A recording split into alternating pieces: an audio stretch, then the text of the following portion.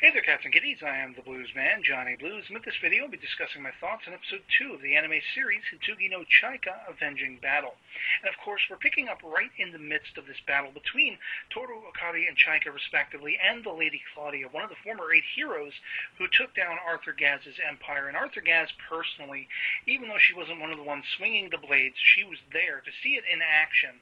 And I absolutely found it, just captivating that for the first 3/4 of this battle, we basically have Claudia wiping the floor, continuing on from the previous episode with our notable trio. But essentially, what turns the tables, we start to see that Toru is trying to come up with like a strategy, and it's a work in progress that sees him going one way, Akari going another one, and then of course Chaika is supposed to kind of sneak up from behind, and this would all basically be kaput were it not for Frederica in her cat guise, basically getting the attentions in a very key moment in this unfolding battle of the Lady Claudia, and then basically Chaika is able to summon a magic spell that knocks her on her ass collectively, and so they win the day. And of course they will get the remains of Arthur Gaz's that Claudia has held.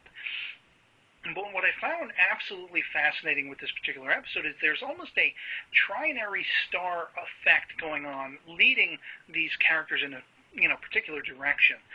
Each of the sort of reigning Chaikas, if you will, the proper Chaika who we follow, who wants to gather all of Arthur Gaz's, remains and have a funeral for her father as she sees it.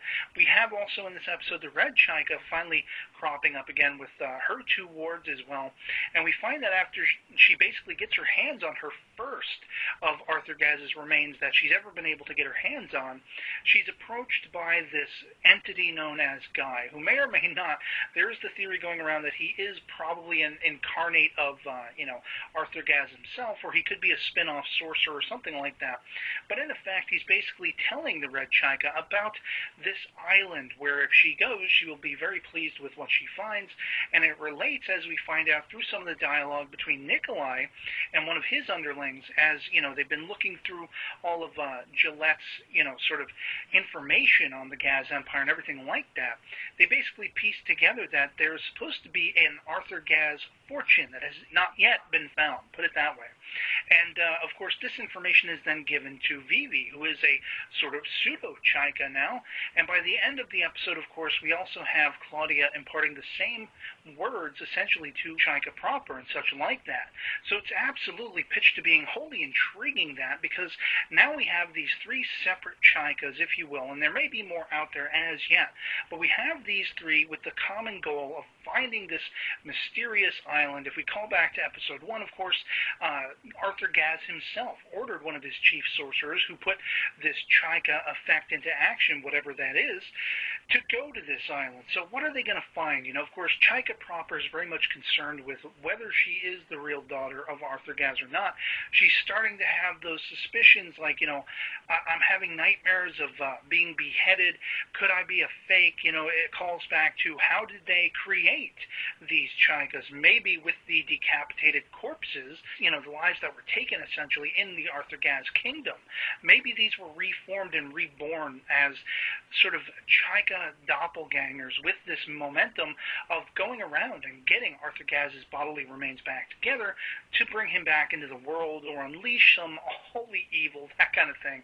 And it's just absolutely intriguing that now we have these 3 opposing Chaikas. Of course, Vivi is going to be running on the fuels of taking down and stopping the Chaikas, who she blames for the loss of her love interest Gillette, who at least Nikolai believes he could still be out there somewhere. So that's a possibility in any case. But as well as the Red Chaika, who's very uncertain about her goal of just revenge. She basically has some words about not really being certain what that even entails.